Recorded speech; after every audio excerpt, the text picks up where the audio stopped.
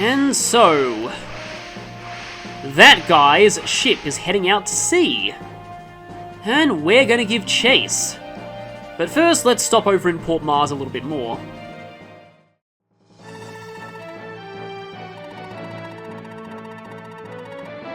It's kind of the only thing he's good at, really.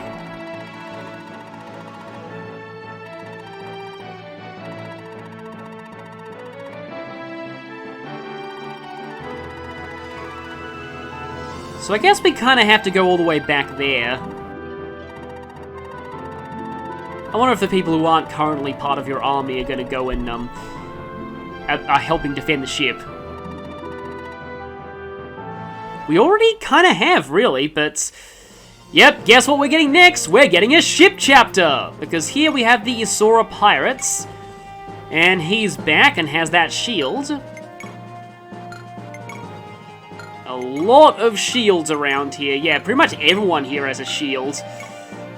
Gets kind of annoying. Some more hunters. But he does have some mercenaries in his employ, including this surprisingly strong sergeant. And also a summoner with, oh boy, harpies. Harpies! I've actually alluded to them a few times before. Another high mage mercenary. Oh yeah, this thing, El Thunder. In Japanese, this was just called Lightning, I think. And then we also have... Okay, a warrior thief with a portrait, who starts with 2 miracle charms. That's not a good sign, at all. We'll see what that implies later, but for now, I want to see what's in these shops. Iron, steel, halberd, that's not great, honestly. We can sell directly out of the supply convoy, though, by pressing the L1 button here. Just going to go ahead and sell both of those. Bridge key. That's one expensive bridge key. Holmes doesn't really need those. They're more for Runin. But yeah, now we're free of the pirates, we can safely move around the island of Welt. The funny thing is, if you leave Chapter 11 and just don't go there, then you will continue to deal with pirates, well, bandit spawns, on this island for the rest of the entire game. They'll just keep spawning, and it's funny because the tool-assisted speedrun doesn't do Chapter 11, because they can manipulate the RNG so that the spawns never happen. Oh, pylons. They're only 1,500 gold. That's really cheap for how good they are. Thing is, though, I do want at least one hand axe. But I'm going to get another pylon. I'm going to get another 2 pylons, because why not? They're just that good. 1 money bag is worth 2 pylons. I'll certainly take that. But yeah, I'm guessing that a non-tool assisted speedrun would actually do Chapter 10 because the sheer amount of time that you could potentially lose for... Oh, okay, I don't think this is the next part of the... Oh, please tell me I didn't screw up. I know the next part of the Latina event, I think, is after Chapter 13. This must be something that happens automatically if you have Ezekiel in your army when you go to Verge. But yes, Ezekiel is the wife of this blonde-haired lady we've met before. I don't know if this is the same event that you get earlier on in the game if you picked Ezekiel the first time at Verge.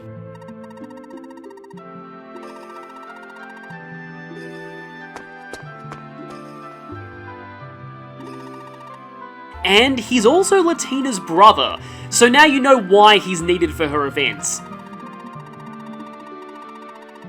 You can do it without him, but it requires you to do some weird shenanigans involving death and resurrection that was probably not intended.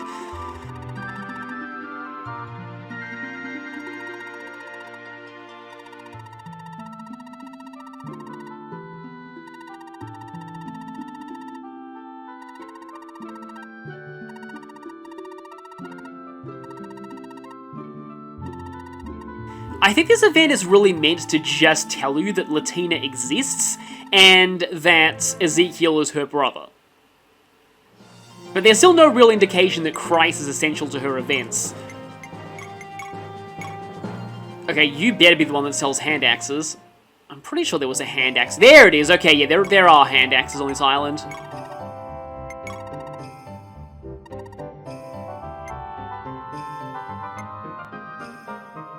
Oh, it's got 60 uses, although its hit is horrific. We'll probably get, like, tomahawk / hatchets later. I'd rather spend the rest of my gold on pylons. Although, I will need to save some gold for later, because there's a shop later that sells a skill, a very, very valuable skill for, like, 7,000 gold, and I really, really want that skill. Because it makes Chapter 16 way less tedious. Catry takes Physic. I suppose Alicia can take Wind, not that she'll ever really use it that much. So we need to go back to Isora first, and if you want, you can stop over there to grind some people. I could grind Alicia if I wanted, but really Dire Thunder's all she needs. Her level doesn't really matter that much, because it one-rounds most enemies. It's time for our first real pirate battle!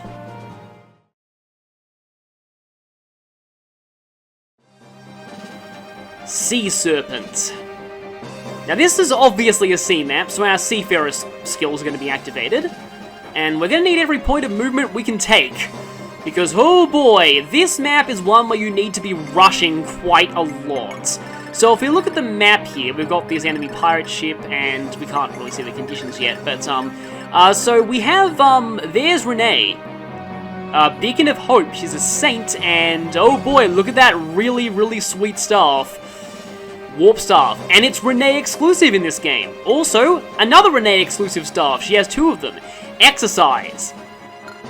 So, her magic is 16. Exercise just straight up deletes 16 monsters from the map at her base level. And she has the ability to use Summon Staves, and also Frontiersman, which is the best terrain skill. And then we also have this one here, who is technically an enemy right now. But she's surrounded by a whole bunch of enemies at the moment, including the Sergeant. And we kind of want to get over to where Renee is as fast as possible.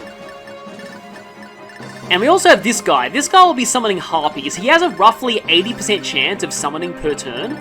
And the Harpies can move the turn that they appear. It's actually a little random where they show up as well. So basically, this entire general vicinity around the summoner is essentially a no-fly zone, because Harpies have bows, and they're weak individually, but 3 of them ambush spawning on 1 Pegasus Knight is usually a dead Pegasus Knight, so you'll need to be careful of that. Speaking of dead Pegasus Knights, we have a longbow there. We've got a lot of bows here, so there is a little bit of flyer denial on this map, despite being one where flyers do decently well. As much as Atron would love to be here, I am not going to bring him. Actually, Garrow is somewhat decent because of the Seafarer thing, but that means that he needs an axe. And here's one where, yeah, I'm gonna have to reset a few times until I find out exactly where everyone deploys, because I need my fastest units to be as close to the right-hand side as possible. And I have no idea where that is. Yeah, we do start very, very scattered on this map. That is a huge issue. Because we need to move very quickly here. And this is another thing that makes me annoyed about the way that this game works with deployments, because Home's like, hey look, we're using a specific tactic for this map. We're using a pincer attack, splitting off into 2 groups. Except we're not going to tell you, the player, who goes in which group. I do like they're using real boat terms, though.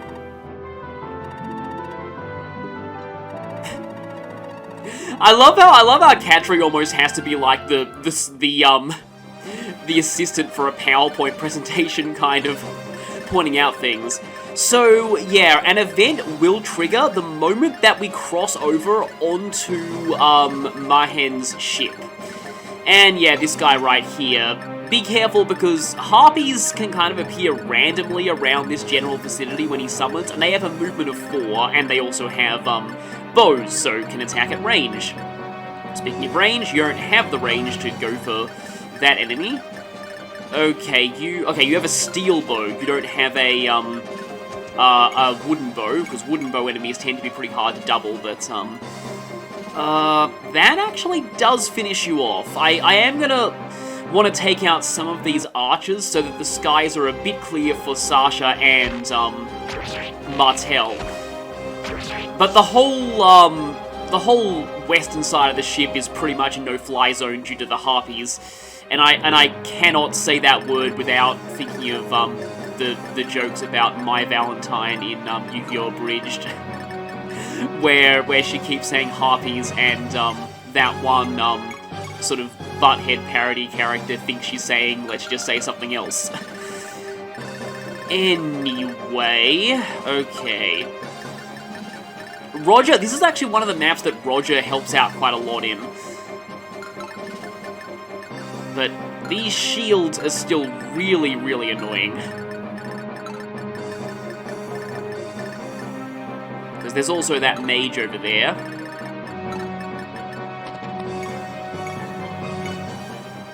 And 11. These guys do mostly have bad accuracy, but they're still annoyingly hard to kill.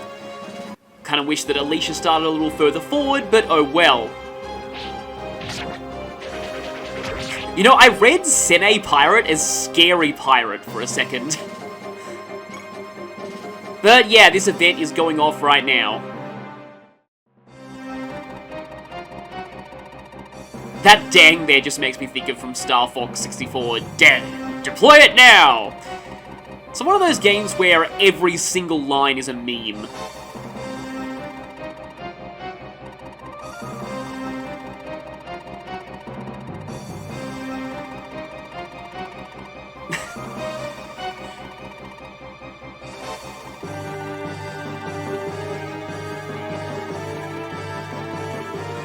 I love this exchange though, because Mahan just actually, like, genuinely has no idea what to do when someone refuses his hostage demand. He's like, oh, that's supposed to work. I have no idea what my next play is here. Cantry, don't do that. You can turn into a dragon. Remember what we said about, not letting your bracelet get into the wrong hands? But yeah, Holmes obviously isn't enough of a jerk to actually sacrifice the hostage.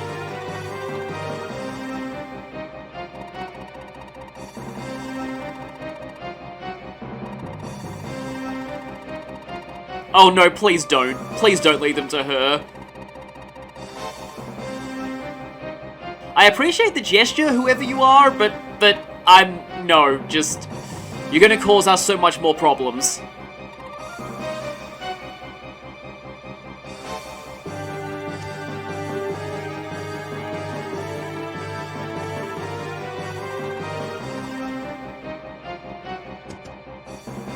You know, there's only so much ship that she can really escape to.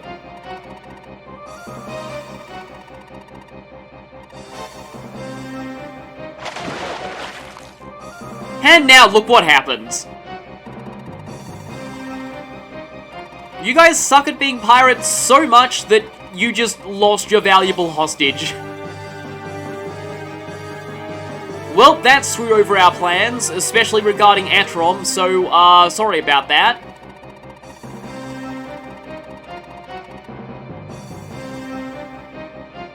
Thing is, though, the rescue mission isn't entirely off. I did say we need to rush, to the ship as fast as possible. Well, it's because there is still a rescue mission, it's just not for who we expected. Krishna is now on our side. Her stats are horrible, and she has 2 miracle charms. Even those won't save you if you get really unlucky here.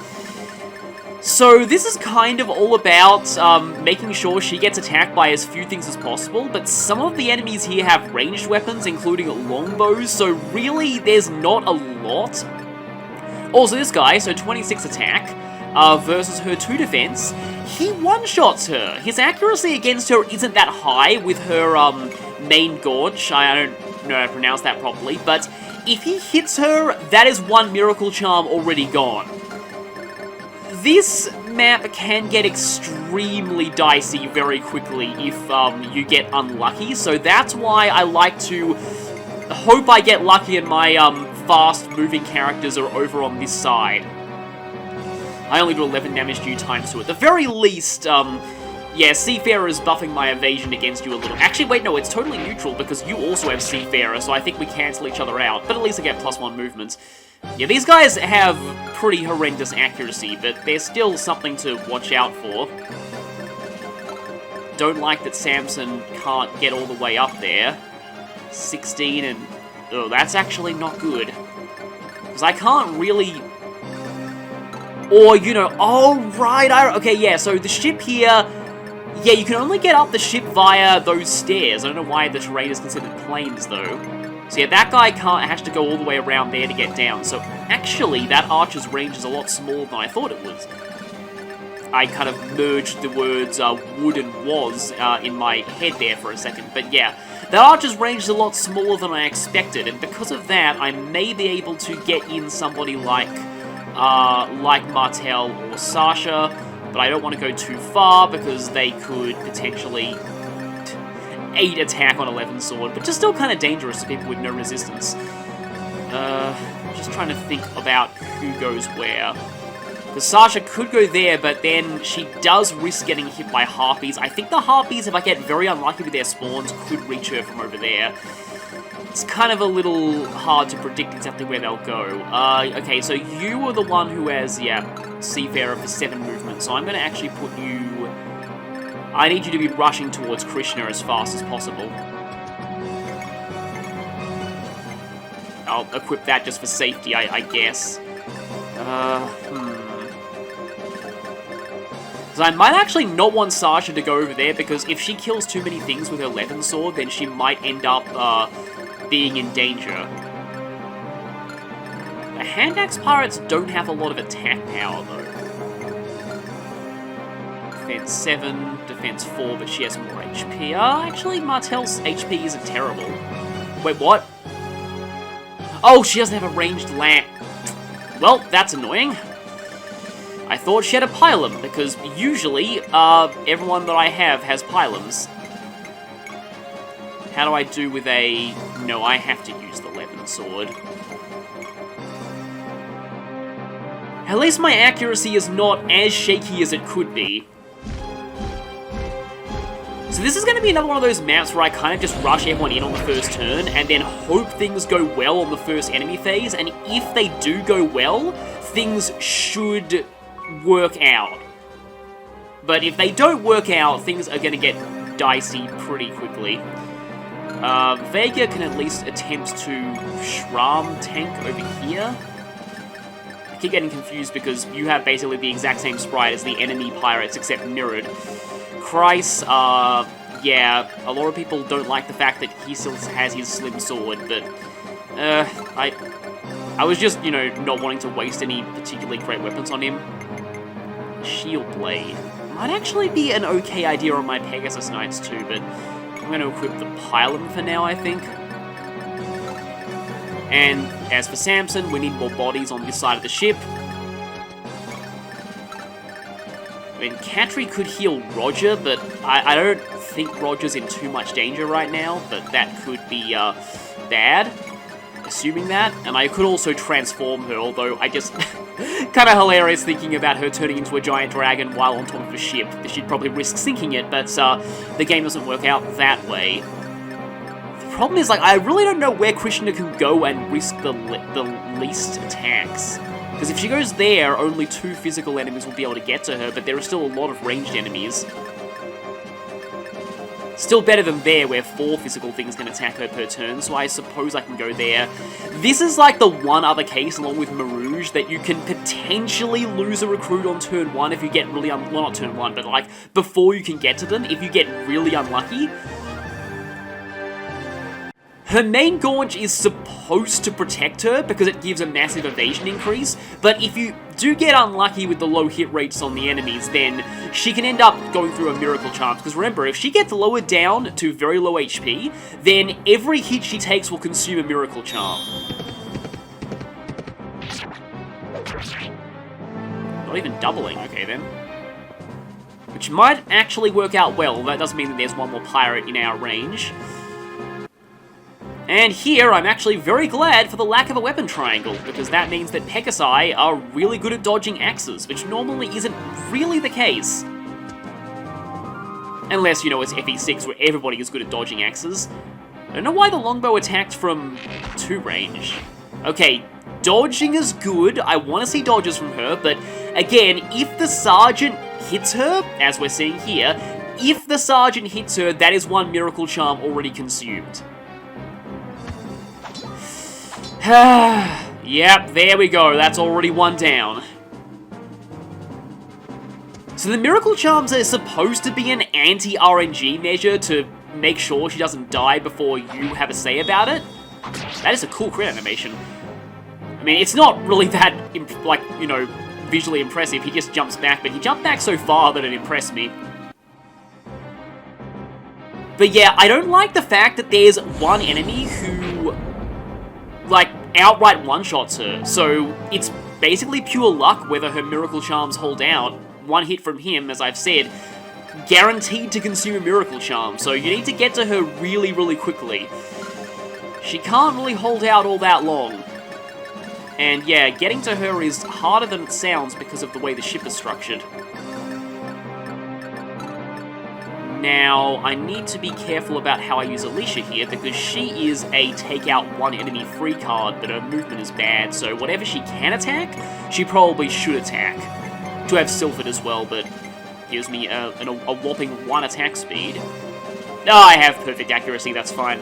First I was worried that I would miss one of these, but as long as you have good accuracy, Dire Thunder basically takes out everything. I like the way it looks in this game too.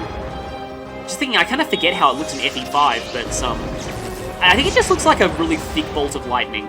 It's a bit weird to use the term thick, but speaking of FE5 and FE4, Alicia is essentially a playable Ishtar. Like Thunder Mage, but some people even call her the Thunder Goddess. Also, that guy didn't summon, and that's actually quite lucky. He usually does summon.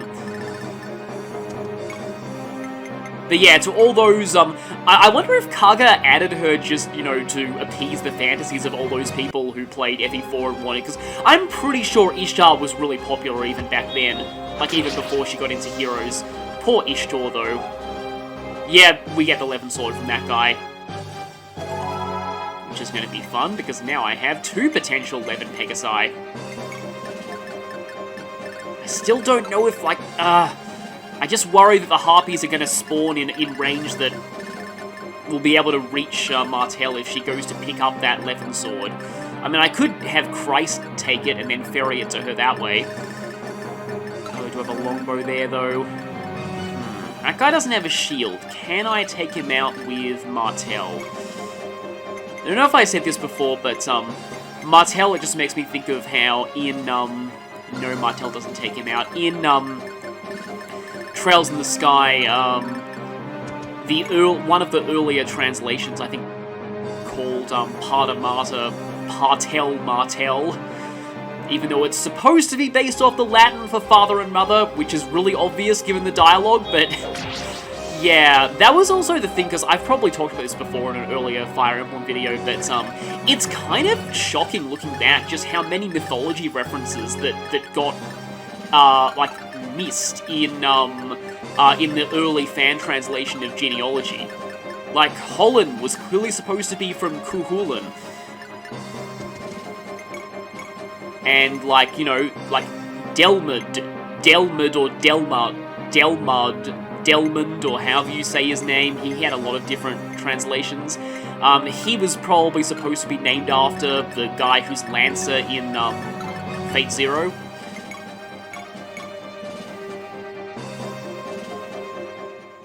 Although it is kind of funny that Skahar became Ulster and then it went back to Skahar, which has led a lot of people to wonder if a Fire Emblem 4 remake is in the works, because Loptir also changed a few times. Like, it changed to Loptus and then it changed back again, so again, people are wondering, maybe there actually is one in the works. -3. So that's not enough to double, but the Pylon definitely is enough to double. So question, yeah, there's no, like, height difference in this game. I still love that mechanic in Radiant Dawn, so if I put Roger there, then the Sergeant will be able to attack him, but, you know, maybe that's exactly what I want. Although, how much damage does he take from wind? He takes 16 from the wind. That is actually fairly bad.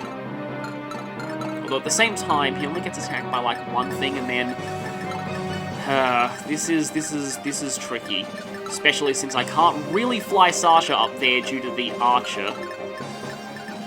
I probably should have put her where Xeno is, honestly. Because she has a pylon, and then...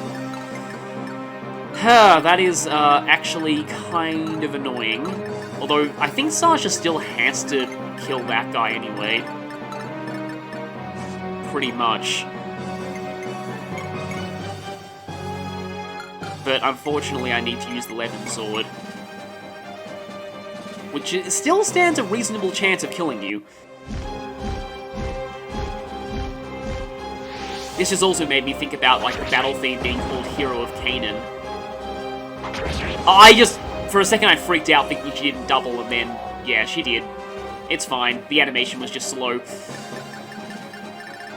But yeah, then but some people wonder if, like, the soundtrack was, like, the songs in this game were named before, like, while the game was in early development, and that's why their names don't really make a lot of sense with what they actually turned out to be used for. Because TearRing Saga did go through a lot of changes in development, like, even besides the whole legal issues, it went through a lot of other changes. I mean, Krishna can probably hold out one more turn even if I get unlucky with the Sergeant, but at the same time, I believe this is a defeat, yeah, it's a defeat boss map, so once this guy goes down, the map is over, and that might actually be a really good thing to try, because you want to end this map quickly. In fact, like, Sasha can just Levin you, and that's it, that's map over. So... I do, like, basically have a guaranteed path to victory next turn, so maybe I don't need to risk Roger right now. Or if I just maybe put, like, Roger down there with a pylon. I mean, the mage isn't going to attack if I use the pylon, though. And I am somewhat surprised that the summoner hasn't summoned yet. Also, if this fan translation came out after Echoes existed, then summoners would probably be called Cantors, because I think they had the same name in Japanese. I think it's like Exorcist or something?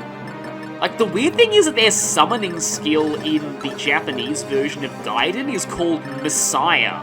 I don't know, like, why. I think they just chose a religious term they thought sounded vaguely cool, and without knowing what it meant. Because it makes, like, no sense with how, like, the skill, like, what it actually is, but... Anyway... Well, I suppose the Doomer faithful do consider themselves kind of messiahs, but anyway,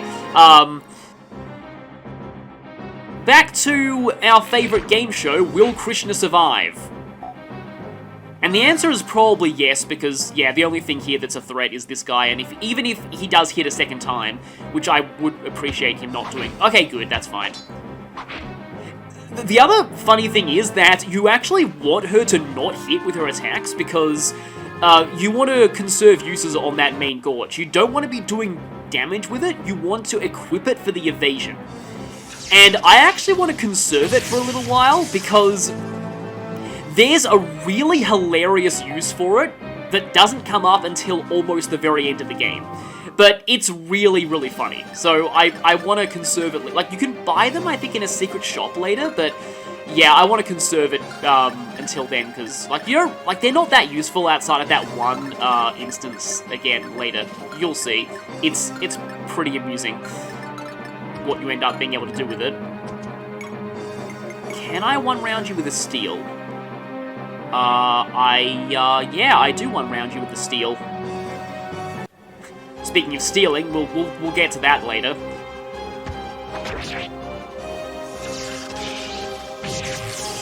In fact, yeah, something that I haven't actually mentioned about Mahan is that he is such a bad leader that his very presence is lowering the accuracy and evasion of all allies around him. So, that's part of why Krishna can survive a little bit more reliably than she normally would. It's actually an effect of his mug skill.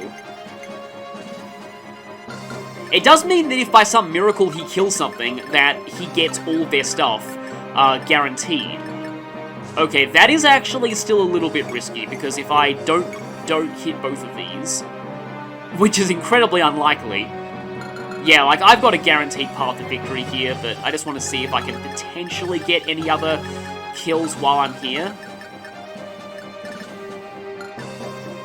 I really wish Samson could do more, honestly. Or even Holmes.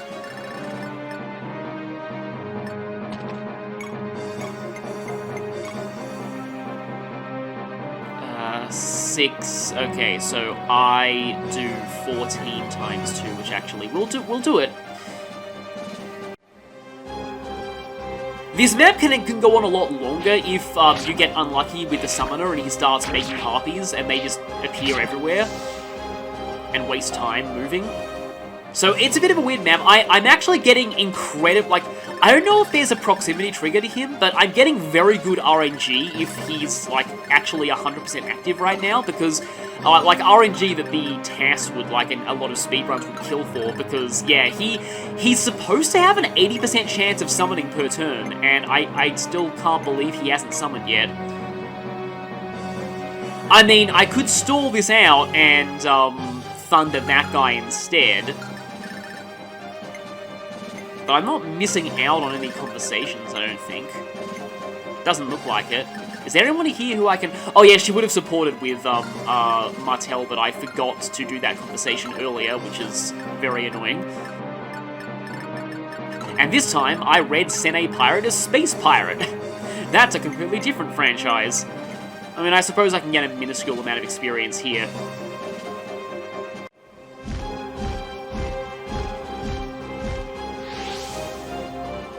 Yeah, I should probably just try and end this now.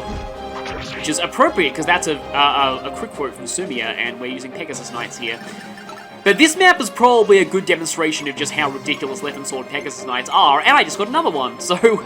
yeah, another Eleven Sword, I mean. Yeah, I'm gonna go for this. Probably no reason to stick around. I've got both of the droppable items on this map.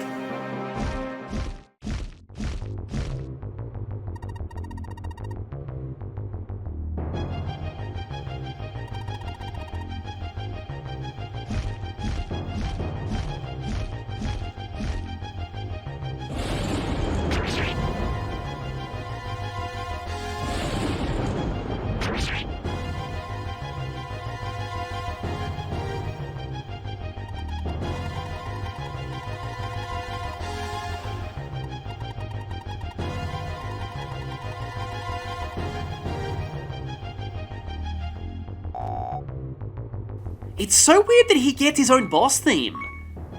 This is a boss theme that you don't hear very much in this game either. And it sounds really terrifying as well.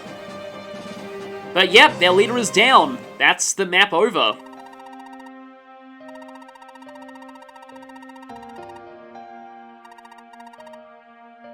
So there's probably alternate dialogue if you brought Atrom to the map. I probably should have done that just to show that dialogue.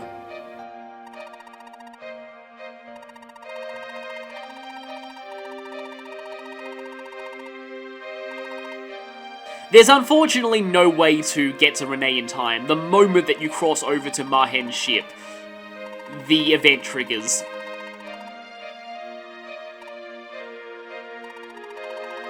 He already had a bit of a, guilt complex, and now it's going to be even worse.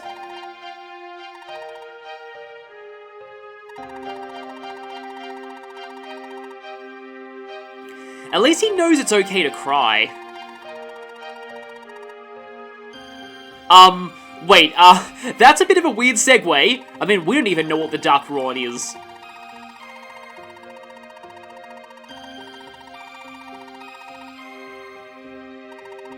Oh yeah, that whole, Mayfly December romance thing. She was a dragon and he was a human, so... She obviously outlived him by a very wide margin. But I guess it is kind of relevant, because, yeah, it's an ancient item that can potentially resurrect the dead. And not in the way the zombie staff does.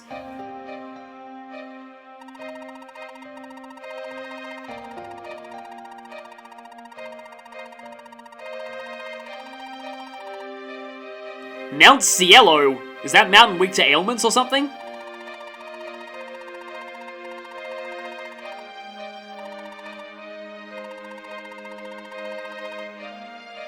So, the really kind of strange thing here is, this actually forms Holmes' main story from now on, getting the Darker on.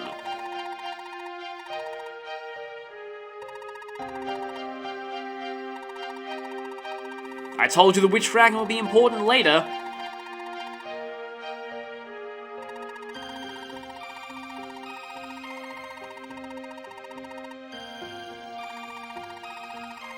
So, a very, very powerful dragon is guarding the treasure that we seek. But we actually have a powerful dragon on our side, so maybe they'll be evenly matched.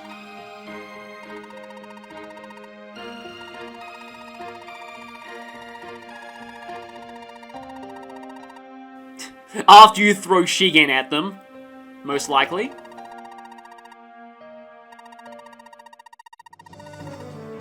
Oh yeah, if by helping out we mean, generally being useless and wasting miracle charms.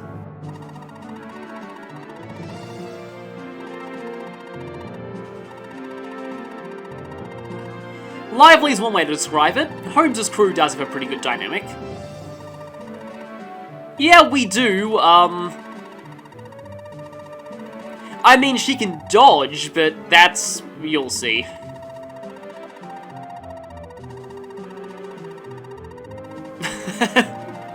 Well, I mean, Sasha. I guess Sasha does qualify as a brat a bit. I mean, Mel's fine. Trained to kill her, you say? Really? The thief part is accurate, but the trained killer, not so much.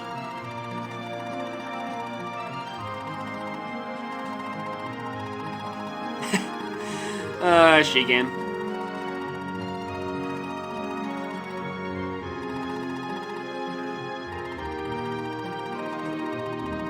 Yeah, Shigen is really Holmes' first maid.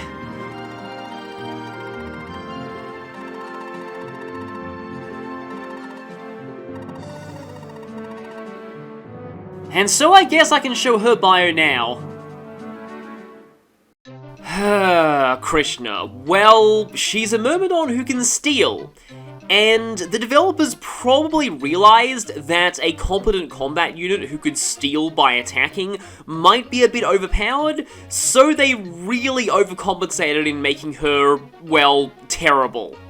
I will illustrate this point by showing the bio of Julia now, who joined in Chapter 2, and Krishna is worse in every way except base luck. And the real kicker, Julia isn't even considered that good to begin with. Krishna also competes with Vega, Shigen, and Samson for a promotion item, which is also a terrible sign. Really, the only thing good about her is she can trigger a pretty funny and useful glitch very late in the game. Other than that, blah.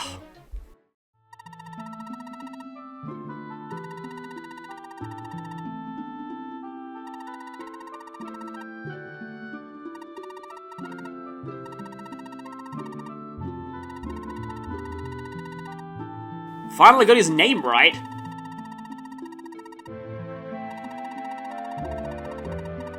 The fact that he does get it right in serious situations shows that he's probably just doing it for fun. And that he doesn't really keep forgetting the guy's name. But yeah, you might have noticed that he didn't fade after we defeated him. Just like a certain boss in Path of Radiance, and yeah, this predated that.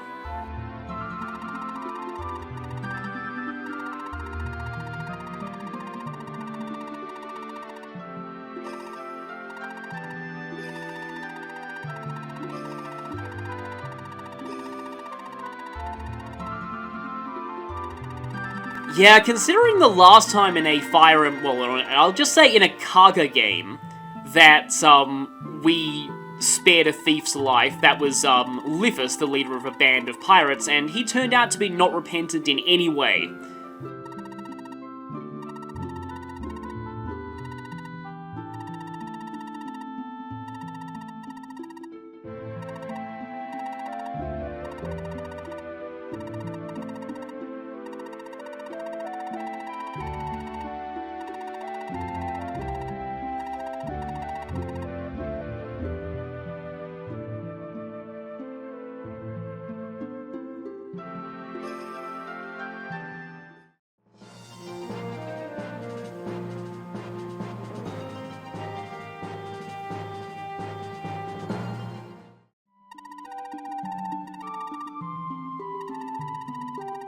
I also just realised that this guy's name probably has the same origin as that guy from Final Fantasy X who's infamous for giving exposition all the time.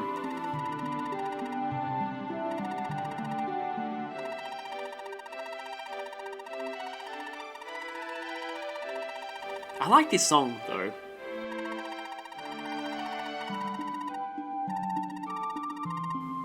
Oh, really? Really?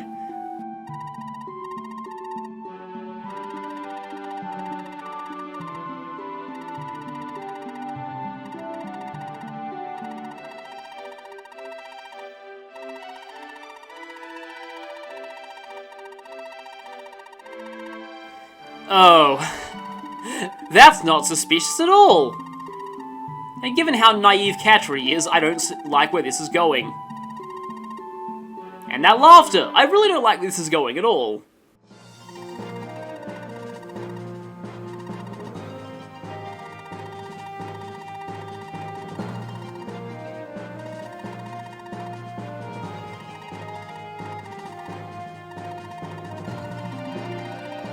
I mean, that is a good point, though. We all do need to clean up at some time.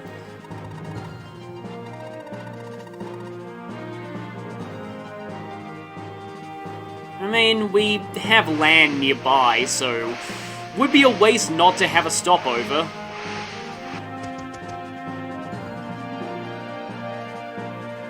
So people are wondering whether the Mars that's mentioned in this game is written the same way as Marth's name.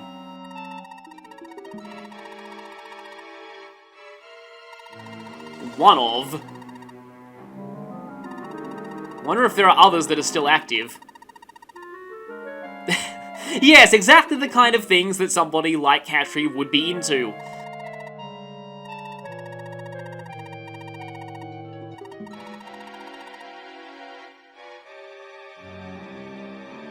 Well, that ended exactly how we thought it would. Or not.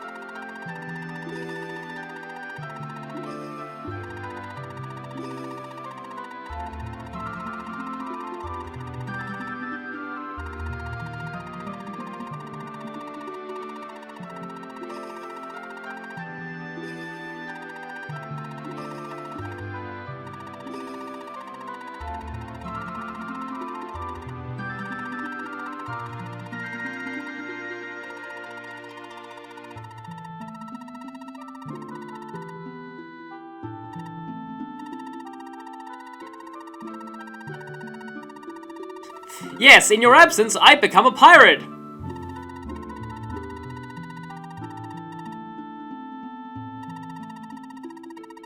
So yeah, maybe this guy isn't such a bad guy after all, or at the very least, he has a nicer side to him. The whole, you know, kidnapping Atrom's sister part notwithstanding. Yeah, people are going to start asking questions if we leave Katri alone in a torture chamber with the ex-pirate any longer.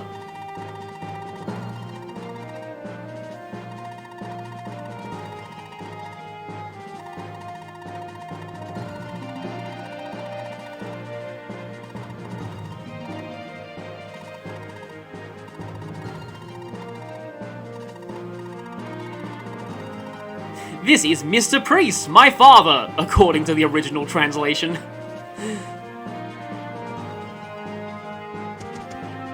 Actually, no, I think the Mr. Priest part was earlier. The part where she was swinging around the zombie staff to revive him. So, while we're here, I can mention that some things involving Father Law were rewritten in the fan localization. This sequence, to my knowledge, was not. This is pretty much the same as it was in the Japanese version.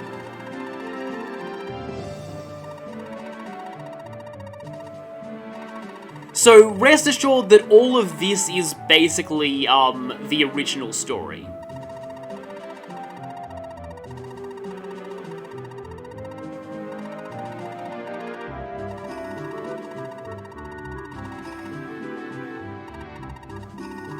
And I think it actually is one of the elements of the rewrites that the fan translator does regret looking back and says that if he did it now, then he probably would have kept it the same as it was in the Japanese.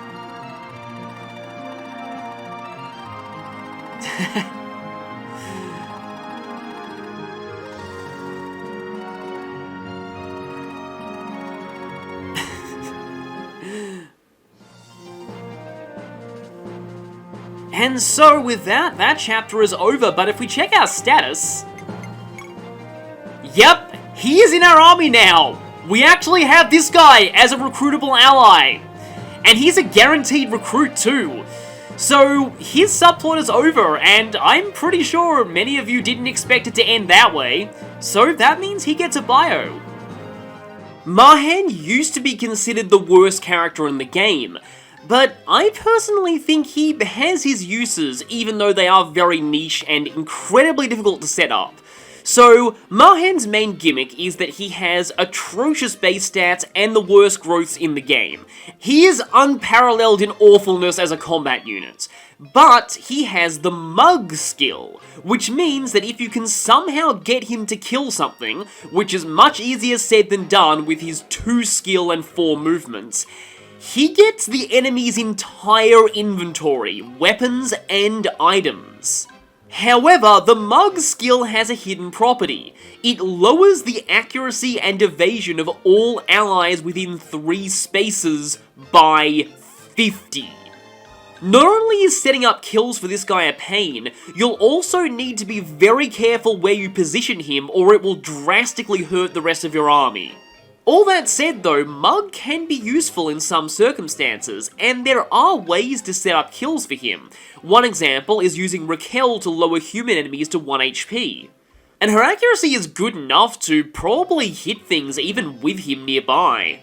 Also, even disregarding his horrible qualities, remember that Mahan is still another lockpicker, and those are always useful for Holmes' route. So, in general, joke character or lethal joke character? I'll let you decide, but I personally lean towards maybe 80 to 70% joke, 30 to 20% lethal. And that will be all that I do this part. Next time, we will be heading out to the mainland, Marl Harbour. I wonder what Richard and Tia have been getting up to in Runan's absence. See you all then.